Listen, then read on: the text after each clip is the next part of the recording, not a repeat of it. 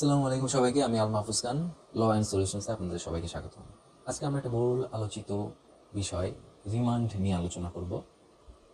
আমাদের ভিতরে অনেকেরই প্রশ্ন যে আসলে রিমান্ড আসলে কিভাবে হয়ে থাকে, আসলে রিমান্ড বলতে আসলে আমরা কি বুঝি, আসলে আইনের ব্যাখ্যা আসলে মানুষ জানতে চায়। তো সেই সকল বিষয় আমরা আজকে ক্লিয়ার করব। প্রথমত, রিমান্ড অর্থ হচ্ছে কোনো মামলাতে সময় নেওয়া অথবা মুলতবি চাওয়া। রিমান্ড তিন ধরনের হয়ে থাকে। এক নাম্বার হচ্ছে রিমান্ডে কাউকে জামিন দেওয়া, দুই নাম্বার পুলিশ হেফাজতে রিমান্ড, তিন নাম্বার হচ্ছে জেল হাজতে রিমান্ড। রিমান্ড বলতে আসলে আমরা মূলত এরকমের ধারণা করে থাকি যে পুলিশ হেফাজতে নিয়ে টর্চার করা এবং কিছু মিথ্যা স্টেটমেন্ট নেওয়া, নির্যাতন করা, এগুলো আমরা আসলে বুঝে থাকি। কিন্তু আসলে রিমান্ড বলতে আসলে আইনি দৃষ্টিকোণ থেকে যদি আমরা ব্যাখ্যা করি, আসলে এরকম কোনো কিছুই না। রিমান্ডে হচ্ছে যখন 24 আওয়ার্সের ভিতরে কোনো তদন্ত শেষ করতে না পারবে একজন এজেন্সি, ল এনফোর্সমেন্ট এজেন্সি, তখন সে আদালতের কাছে কিছু এক্সট্রা সময় চাবে। এখন কথা হচ্ছে যে এক্সট্রা সময় যে চাবে এটার সময়সীমা কত। 167 নম্বর ধারাতে পুলিশ রিমান্ডের ব্যাপার বলা হয়েছে। আজকে আমরা পুলিশ রিমান্ড সম্পর্কে 167 নম্বর ধারা এটা সম্পর্কে আমরা আলোচনা করব। আর 344 ধারাতে এখানে বলা হয়েছে যে জেল হাজতে রিমান্ড। তো আজকে আমরা পুলিশ হেফাজতে যে রিমান্ডটা এটা নিয়ে আমরা আজকে আলোচনা করব।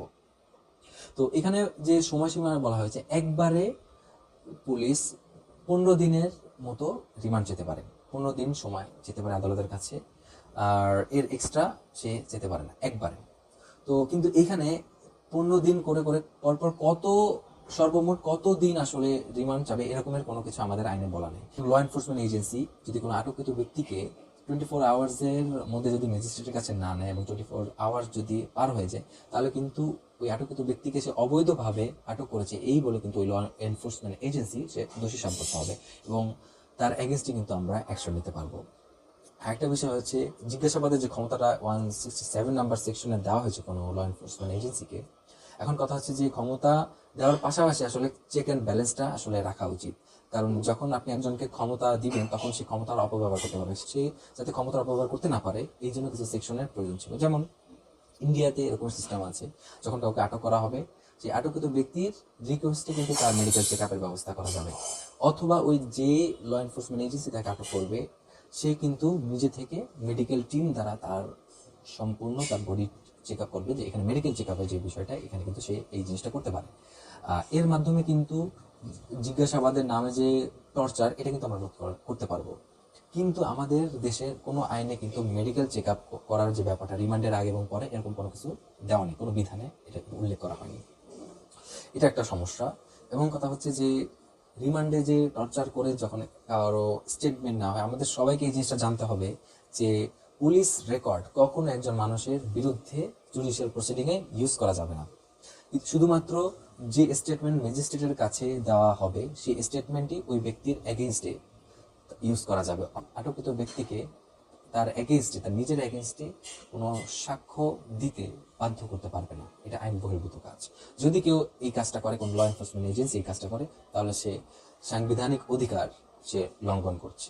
সিআরপিসি 167 নম্বর ধারাতে একটা বিষয় উল্লেখ আছে, সেটা হচ্ছে যখন অপরাধের সংগঠনের যে নিউজটা যখন যাবে তখন থেকে 120 দিনের ভিতরে তদন্ত যদি শেষ না হয় তাহলে আটককৃত ব্যক্তিকে জামিনে মুক্তি দিতে পারে আদালত। মৃত্যুদণ্ড, যাবজ্জীবন অথবা 10 বছরের অধিক যদি দণ্ডনীয় কোনো অপরাধে অভিযোগ হয়ে থাকে তাহলে এটা দায়রা আদালত জামিন দিতে পারে। অথবা যদি দায়রা আদালত যদি জামিন না দেয় তাহলে কেন তাকে জামিন দেওয়া হয়নি এই কারণটা উল্লেখ করতে হবে।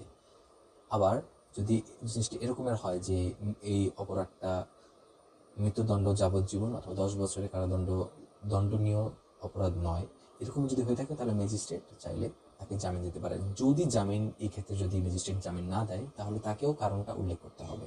পুলিশ হিসেবে আমি একটা জিনিস বলবো যে পুলিশ রেকর্ড, পুলিশের কাছে আপনি যাই বলেন, পুলিশ যদি আপনাকে বাধ্য করে কোনো কিছু বলতে, আপনি যদি সেটা বলেন তাও সেটা আপনার এগেনস্টে কিন্তু জুডিশিয়াল প্রসিডিংয়ে অর্থাৎ বিচারিক কার্যক্রমে সেটা কিন্তু ব্যবহার করতে পারবে না।